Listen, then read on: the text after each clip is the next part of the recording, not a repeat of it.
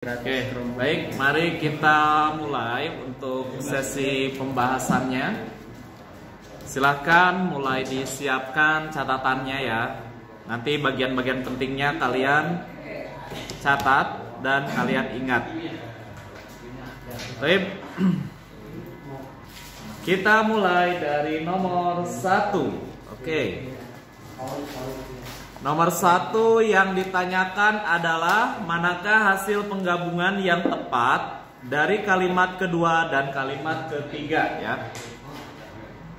Kalau penggabungan itu artinya kalimat apa? Tunggal atau majemuk? Penggabungan itu jadi kalimat tunggal atau kalimat majemuk?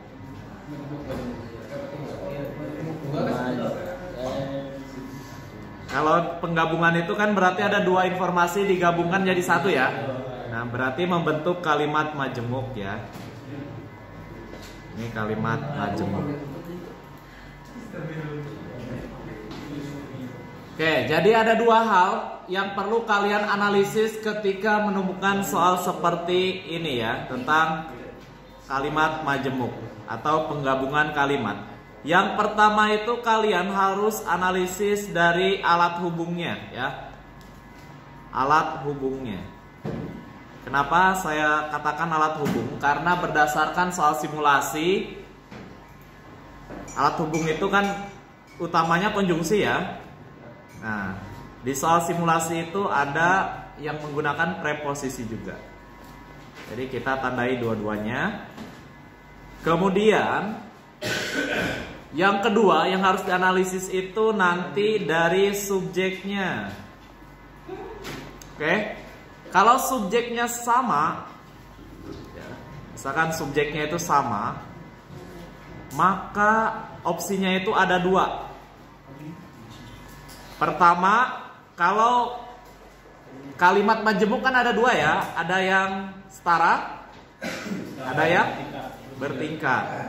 Nah, ketika subjeknya itu sama ya pada kalimat majemuk setara, maka ini bisa dielipsiskan atau di elipsis itu apa? Dihilangkan ya. Kalau di kalimat majemuk bertingkat, kalau subjeknya sama, harus diubah menjadi menjadi apa? Kata ganti. Nah, sampai sini dulu bisa dipahami nggak? Coba. Ini baru penjelasan secara umum materi tentang penggabungan kalimat. Perlu dua hal yang kalian pikirkan. Pertama tadi alat hubungnya, yang kedua di bagian subjeknya. Jadi kalau subjeknya sama itu tidak boleh disebutkan lagi dengan kata yang sama, ya. Kalimat di dalam bahasa Indonesia itu tidak boleh mengulang kata yang sama. Nanti masuk ke kaidah kalimat efektif kehematan ya. Itu mengapa kalau nanti subjeknya sama, pilihannya itu bisa dielipsiskan atau dihilangkan ya, atau diubah menjadi kata ganti seperti itu.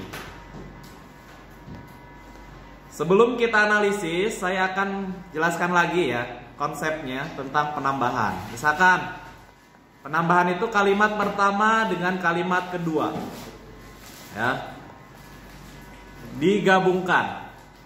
Kalau misalkan kalimat pertama itu, ini ya contohnya yang sebab akibat dulu. Akibat, yang keduanya itu kalimatnya pasti isinya apa? Sebab. Nah, tahu gak konjungsinya apa yang dibutuhkan? Kalau yang atas akibat, yang pertamanya ya, yang kedua sebab. Konjungsi yang dibutuhkannya konjungsi apa? Karena. Ikutnya itu informasi yang mana yang menentukan jenis konjungsinya? Nah, pertanyaannya seperti itu. Informasi pertama atau yang kedua? Kedua, betul ya. Karena itu kalian butuh konjungsi yang sebab. Ya, ini konjungsinya itu berarti konjungsi yang sebab. Seperti itu. Begitupun ketika dibalik. Kalau informasi yang pertamanya itu sebab, ini logika ya, ini logika penggabungan sebuah kalimat. Kalau kalimat pertamanya itu sebab, maka yang keduanya pasti akibat, begitu. Berarti konjungsinya apa? Akibat. Nah, gitu ya. Logika ini harus kalian ketahui agar apa? Nanti memudahkan analisisnya atau menentukan jenis konjungsinya. Oke? Kita akan coba tandai ya. Kita tandai dulu opsinya ya. Kita tandai opsinya. Coba opsi A, konjungsi yang digunakan itu apa? Dan sama? Karena ya. Oke. Yang B? Karena ya. Yang C? Karena ya. D? Sementara. E? Walaupun ya. Coba ini kita belum proses analisis ya. Ini pengetahuan dasarnya dulu aja. Kalau dua informasi menggunakan dua konjungsi, tepat atau enggak? Ada dua info nih. Alat hubungnya itu dua juga. Itu logis atau enggak? Tidak ya. Karena satu konjungsi lagi itu berarti butuh menghubungkan dengan informasi yang lain ya. Karena itu berarti kalau kalian menemukan dua konjungsi ini berdekatan seperti ini secara logika ya, logika dasarnya dulu ini salah.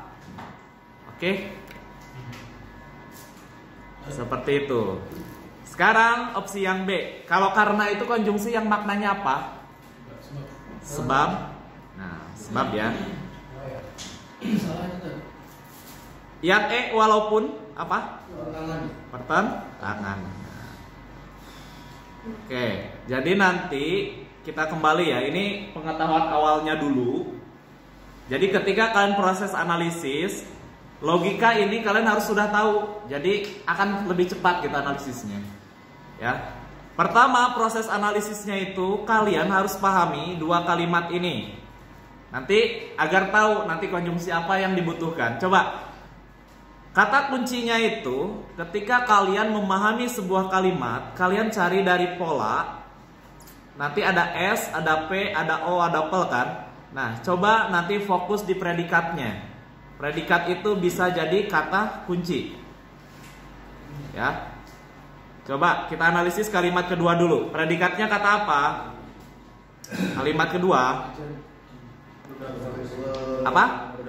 Berdampak ya. Ini predikat. S-nya punahnya. Nah, ini. Kita cukup pahami dua ini aja ya. Coba, predikat itu kan jadi kata kunci ya. Berdampak itu apa makna lainnya? Sebab atau akibat? Akibat kan ya? Berarti akibat. Nah, ingat tadi logika penggabungannya. Kalau kalimat pertamanya akibat, berarti yang bawah itu adalah sebab kan? Berarti butuh konjungsinya yang jenis apa? Sebab ya, yaitu konjungsi apa di opsi? Karena. Nah, berarti jawabannya itu yang paling mungkin opsi apa aja? Opsi B ya. Opsi C. Betul? Nah, ada dua opsi ini. Kita sekarang analisis dari ininya, dari subjeknya ya. Tadi analisis dari alat hubungnya sudah, sekarang dari subjeknya. Coba di opsi B, subjeknya itu kan ini kan, punahnya berbagai spesies burung. Itu S pertamanya, subjek 1. S keduanya apa? Berbagai jenis burung. Sama gak? Berbagai spesies burung dengan berbagai jenis burung. Sama ya? Sama kan? Beda kata sedikit doang kan sinonimnya ya. Intinya sama kan? Harusnya teman-teman tadi S kedua itu harus ubah menjadi kata ganti. Seperti kaidah yang ini di kalimat majemuk bertingkat, ubah menjadi kata ganti. Yang diubah jadi kata ganti yang B atau yang C? Yang C ya, ini diubah jadi mereka, begitu. Bisa dipahami teman-teman semuanya? Ya, jadi jawabannya yang C. Konsep dasarnya bisa dipahami? Konsepnya sama caranya tadi? Oke, kalau bisa kita akan lanjut ke bagian berikutnya. Nomor 2. Oke, pertanyaannya adalah pertimbangkan apakah kata bercetak tebal pada kalimat 5 tidak perlu diperbaiki atau diganti dengan pilihan kata yang lain. Ini soalnya itu kalimat efektif ya. Kita baca terlebih dahulu. Coba, karena ada opsi tidak perlu diperbaiki, berarti kita harus baca dulu informasi di sini. Dengan pertanian yang mudah terhadap serangan hama, menurut kalian informasi awal ini logis atau tidak? Tidak logis. Dengan kata mudah ini jelas atau tidak? Tidak kan? Nah, kalau tidak berarti opsi A itu ini gugur ya, salah ya, karena perlu diperbaiki ya, ini salah. Oke, sekarang opsinya itu semua mengganti kata doang kan? Nah, berarti kalian langsung aja masukkan opsinya. Masukkan opsi ke soal ya, ke soal. Coba kita masukkan opsi yang ada di sini ke soal. Gantikan kata mudah, mana yang cocok. Kalau ditambahkan kebal cocok gak? Enggak kan? Kan ini serangan hama ya, antonimnya. Aman juga berarti salah ya? Nah, oke, opsinya ada 2. Apakah rentan atau mudah terkena? Coba masukkan mudah terkena. Logis gak informasinya? Dengan pertanian yang mudah terkena terhadap agak janggal ya. Nah, ketika kalian menemukan kalimat yang agak janggal, kemungkinannya salah itu, ya. Ya, tidak logis, bisa jadi ambigu juga nanti. Karena itu di sini opsi rentan itu lebih jelas kan? Dengan pertanian yang rentan terhadap serangan hama ya. Karena itu jawabannya B. Rentan itu maknanya apa?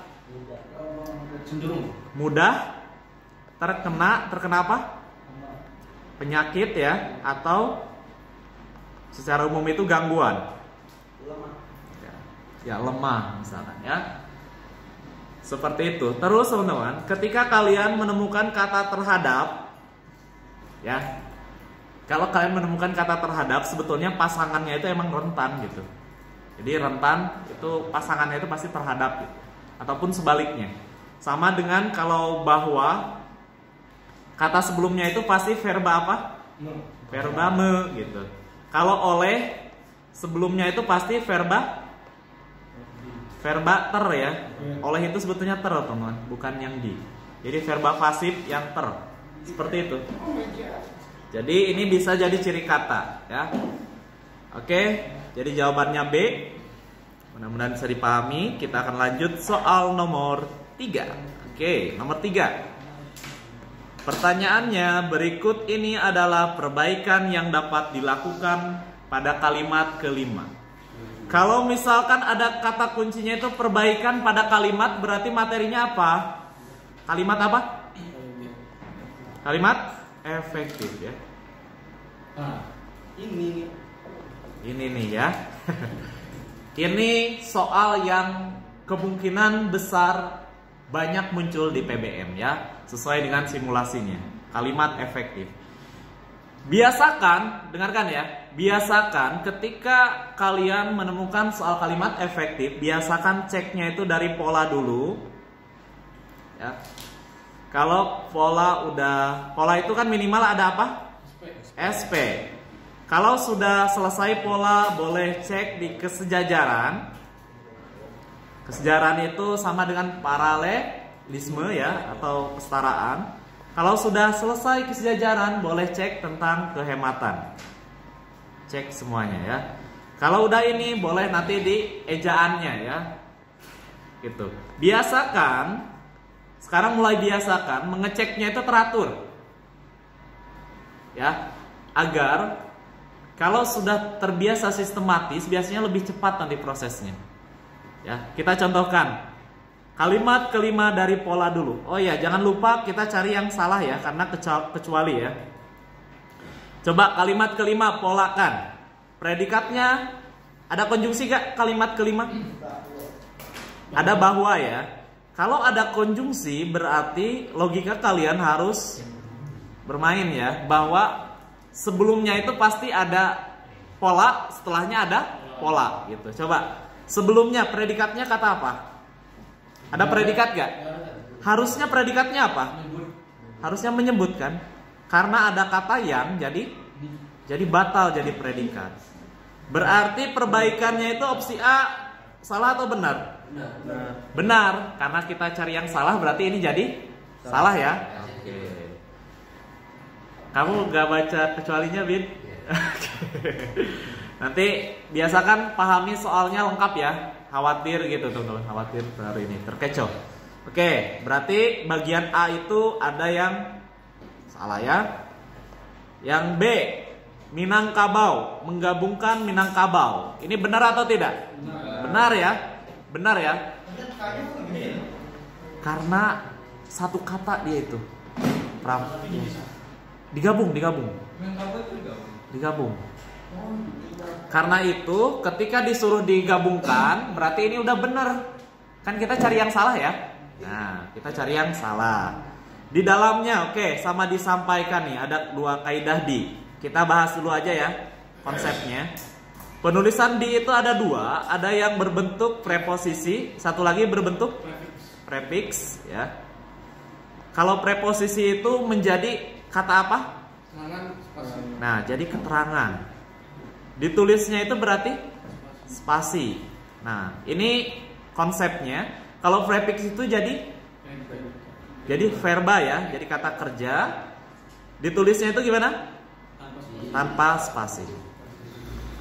Nah, ini pengetahuan dasarnya yang harus kalian ketahui. Jadi di itu ada dua, ada yang prefix. Kalau prefix itu jadi verba, ditulis tanpa spasi. Ada yang preposisi, membentuk keterangan tempat, ditulisnya spasi. Oke, cara membedakannya bagaimana? Contohnya ini ditulis ya. Ini contohnya di sini misalkan. Cara membedakannya ada yang tahu gimana? Kalau menghafal semua katanya kan capek ya. Ini dipasifkan. Nah, dipasifkan atau diaktifkan? Diaktifkan. Diaktifkan ya. Balik. Jadi caranya itu nanti ubah di menjadi apa? Me. Caranya ini, ubah di menjadi me. Ya. Nanti opsinya itu kan ada dua kemungkinannya. Pertama bisa, yang kedua tidak kan? Tidak. Kalau bisa itu membentuk apa? Prefix atau preposisi kalau bisa? Prefix. Ya. Berarti ditulis tanpa spasi, ya kaidahnya. Kalau tidak, berarti membentuk preposisi, ya. Ditulis spasi, gitu. Coba di dalamnya, Safi, halo Safi. Di dalamnya, Vi, menurut Safi, di dalamnya bisa diubah jadi me gak, Vi? Enggak ya? Berarti dia ditulisnya spasi atau tanpa spasi? Spasi ya. Jadi kalau tidak bisa spasi ya. Berarti opsi ini benar atau salah? Cek. Yang awalnya di dalamnya diubah jadi di spasi dalamnya. Benar atau salah? Nah, di sini benar ya. Tapi karena kita cari yang kecuali jadi salah. Oke. Gitu. Atariza. Yang disampaikan gimana? Ditulisnya yang disampaikan spasi atau tanpa spasi? Tanpa spasi ya. Oke. Berarti ini udah benar ya. Nah, berarti salah. Oke. Seperti itu, berarti kemungkinan jawabannya itu adalah ya yang terakhir, yang bahwa. Sebetulnya nah, ini saya berikan cara cepat ya. Nanti kalian kalau menemukan ya, ini cara cepatnya. Kalau kalian menemukan kalimat yang soalnya itu seperti ini ya, kalimat efektif, terus kalian temukan kata bahwa di kalimatnya, maka kata bahwa tersebut jangan dihilangkan. Paham nggak? Coba. Jadi kalau kalian menemukan soal kalimat efektif, di kalimatnya itu ada konjungsi bahwa. Dari awal kan tadi sudah ketemu kan bahwa. Jadi konjungsi bahwa tersebut jangan dihilangkan, ya, jangan dihilangkan. Kenapa? Kalau dihilangkan nanti kalimatnya itu jadi tidak punya alat hubung kan? Tuh, begitu. Jadi kalau menemukan soal seperti ini lagi, kalian curigai langsung aja ke opsi yang ada hilangkan bahwanya, ya. Ketika posisinya cari yang kecuali, begitu. Bisa dipahami? Saya itu cara cepatnya. Kalau yang tadi kita cara dianalisis satu persatu, ya. Nanti kalian gunakan tergantung waktunya. Kalau waktunya panjang, analisis dulu aja. Kalau nggak ada waktunya, boleh langsung gas cara cepatnya, ya. Soal berikutnya nomor 4 tentang judul. Nah, ini soal yang kemungkinan akan muncul di semua subtes bahasa Indonesia, ya, PBM, PPU, dan literasi. Jadi wajib paham. Judul dicari dari gagasan. Biasakan nanti jangan dicari dari cara lain. Kalau dicari dari cara lain biasanya suka ragu-ragu, ya. Kok ini kayak benar, ini kayak benar gitu. Nah, gagasan itu nanti kan bisa dari kalimat utama, ya. Nah, ini kita akan biasakan analisisnya itu sistematis. Nanti kalian cari terlebih dahulu yang posisinya di tengah, ya. Ketika mencari gagasan, ya, di tengah dulu. Kenapa? Karena di tengah itu ini khusus untuk mengerjakan soal SNBT, ya. Karena sering dijadikan jebakan. Jadi kita jangan sampai terjebak gitu. Oke. Pertama itu cari dulu dari tengah. Karena apa? Kalau di tengah itu ada ciri katanya. Oke. Ciri katanya itu apa saja?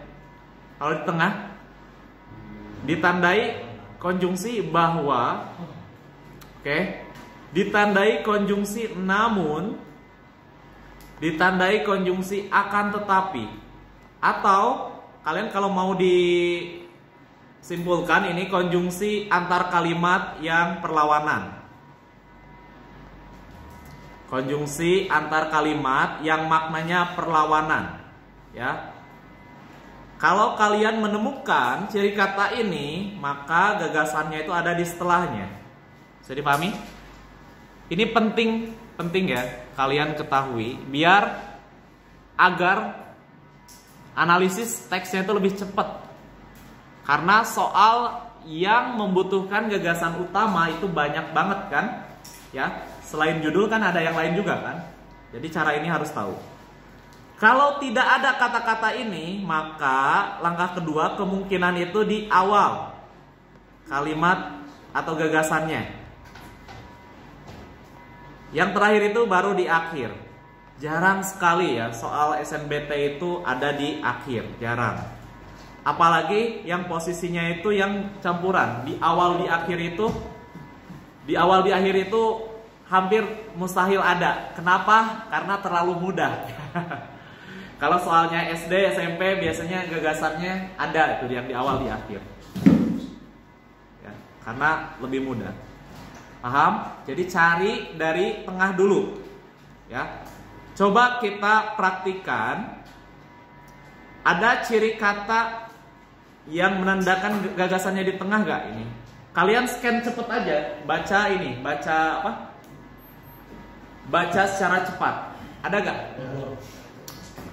Ada gak? Cepet-cepet aja. Gitu. Ada kan? Di kalimat keberapa? Kelima kan? Yaitu kata bahwa kan? Nah, kemungkinan gagasannya itu ada di setelahnya.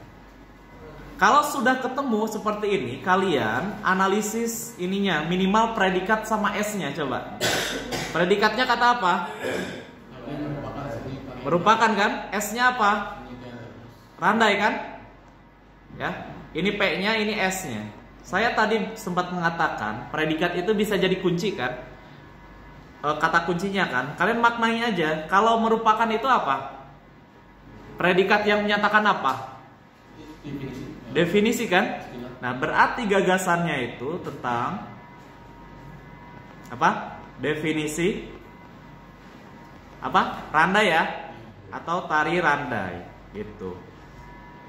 Nah, sekarang kalian kalau sudah tahu gagasannya apa, lakukanlah seleksi opsi. Seleksi opsi itu bisa dari objeknya kan? Objek yang dibahas. Oke.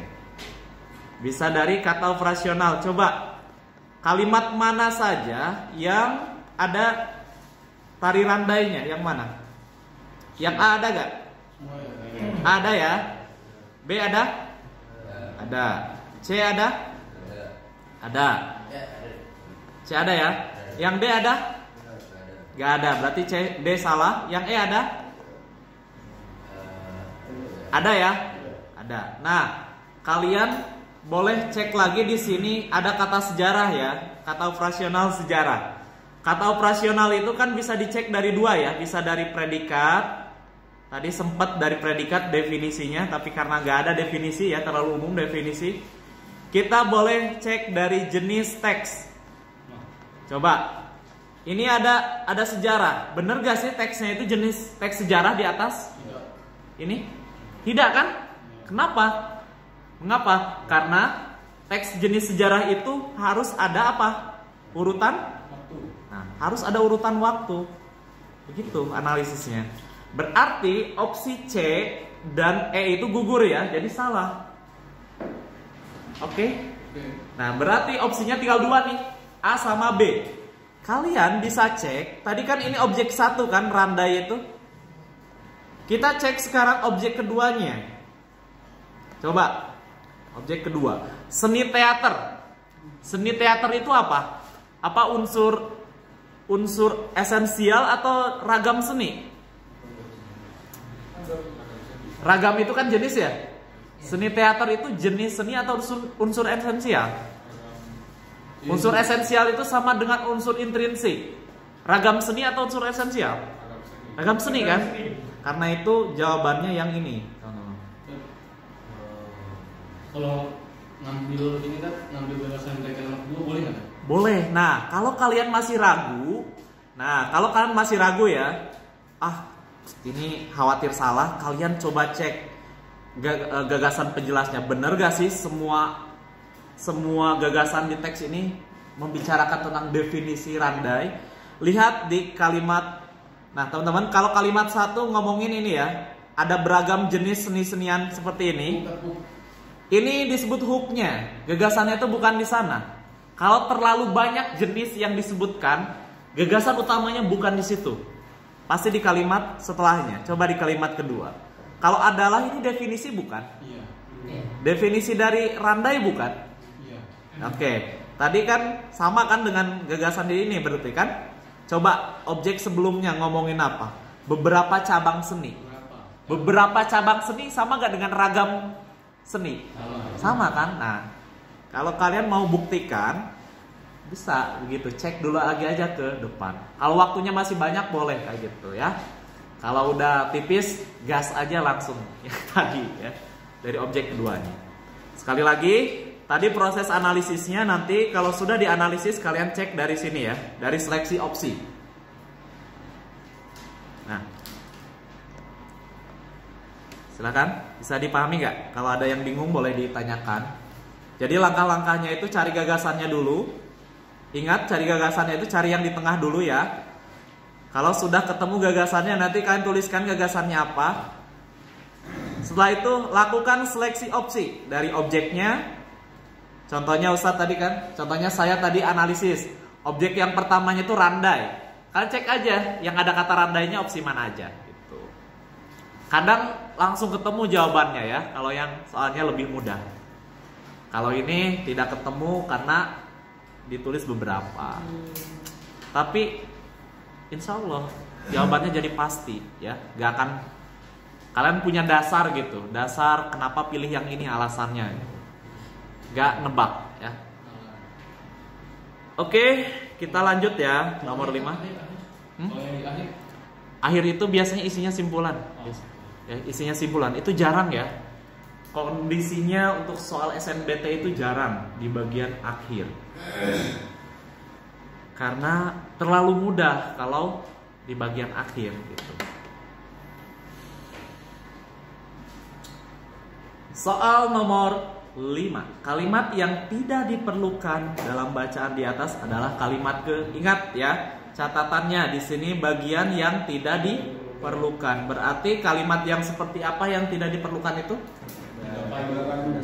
Tidak padu ya. Nah, tidak padu atau sederhananya tidak menjelaskan gagasan utama ya. Tidak menjelaskan gagasan utama. Tadi kita sudah tahu kan gagasan utamanya apa? Apa tadi gagasannya tuh? Definisi dari? Enggak, gagasan teks di atas itu definisi dari Randai kan? Oke. Kalau ada soal seperti ini, kalian kalimat pertama itu dilupakan aja ya. Kalimat pertama itu jangan jadikan jawaban. Jadi skip aja kalimat satu itu karena pasti bukan itu jawabannya. Oke? Paham ya? Jadi kita cek dari kalimat kedua. Kalimat kedua tadi kita udah cek ya. Ini definisi Randai kan? Ya. Kalimat ketiga Randai merupakan definisi Randai juga bukan? Iya ya. Kalimat keempat. Nah, kalimat keempat apakah definisi Randai kalimat keempat? Bukan kan? Pada saat pementasan apa gitu kan? Selalu ada musyawarah. Justru ini malah musyawarah ya. Dan tidak jelas kan musyawarah apa ya, pementasan apa. Berarti jawabannya di kalimat keempat. Kita buktikan kalimat kelima tadi jelas ya gagasannya. Definisi Randai juga ya. Kalimat keenam apakah benar definisi Randai juga? Randai disebut. Definisi Randai bukan? Disebut. Ya, iya. Penjelasan tentang Randai ya. Berarti jawabannya di kalimat keempat. Seperti itu bisa dipahami? Bayaki sama mereka. Oke.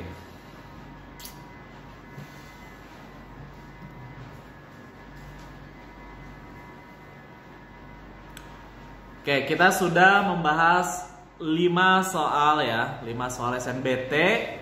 Sementara kita akhiri terlebih dahulu ya, nanti kita akan lanjutkan lagi di soal-soal berikutnya. Oke.